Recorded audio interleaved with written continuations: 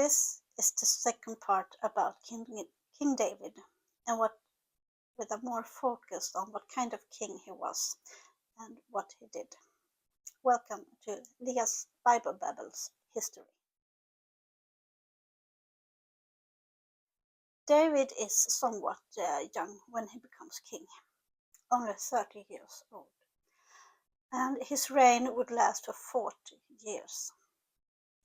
The first 7.5 years, he rules over Judah from Hebron, and thereafter united Israel and Judah to one kingdom and made Jerusalem the new capital, and ruled for another 33 years.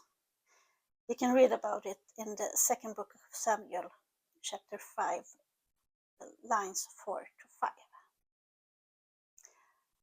Without exaggeration, you can say that David is a productive man, both with his ways with the ladies and with his pen. In this part, I will focus on the ladies. He had both wives and mistresses, and for what we know of today, he had at least 17 sons, and with equal amounts of women, and a handful of daughters too. This means that it is at least 17 bloodlines from him. But why so many children? There are 3 reasons. You have to apologize for my dog. Well, there is 3 reasons. First of all, he needed sons to inherit the throne, and 2, contraceptives was slim to none back then, and 3, the morbidity of infants was through the roof. Maybe 2 of 5 children survived its 5th birthday, and even less became adults. The Ark of the Covenant is mentioned again, and it creates a problem for David. It is still holy, and it holds magical power. The one that if you touch the covenant, you get struck down by God. And yet David wanted this to where he was, just because he was king. It ends up in the tent before God gives David instructions of how to build of a building worthy the ark.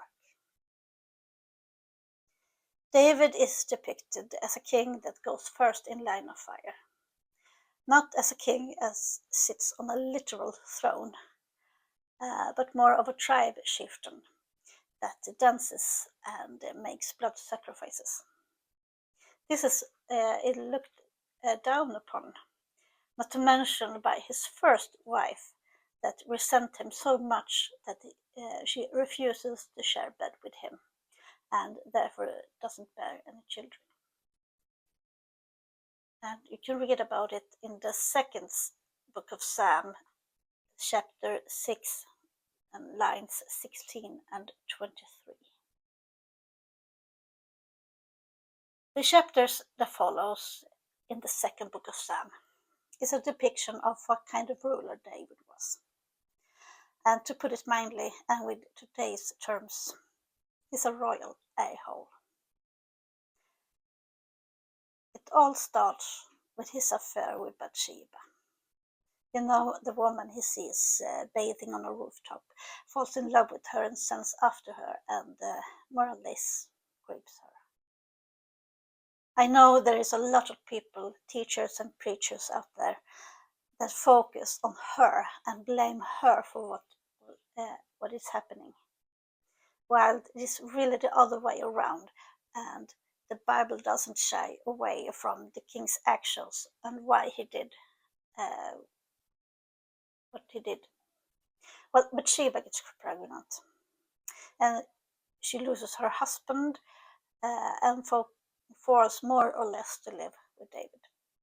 The baby is born without wedlock, and it is described as an abomination, and it dies just a couple of days old.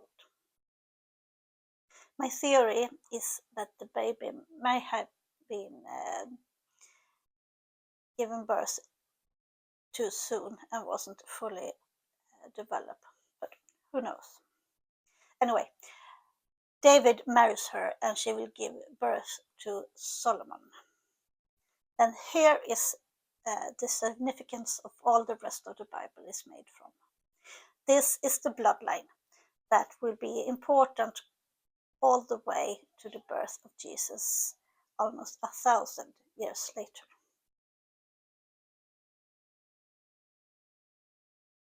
And the third and final chapter in this series will be about his legacy with the pen and parchment. I hope you enjoy this short history lesson about King David. Please comment, like and subscribe, of course, as usual. Bye!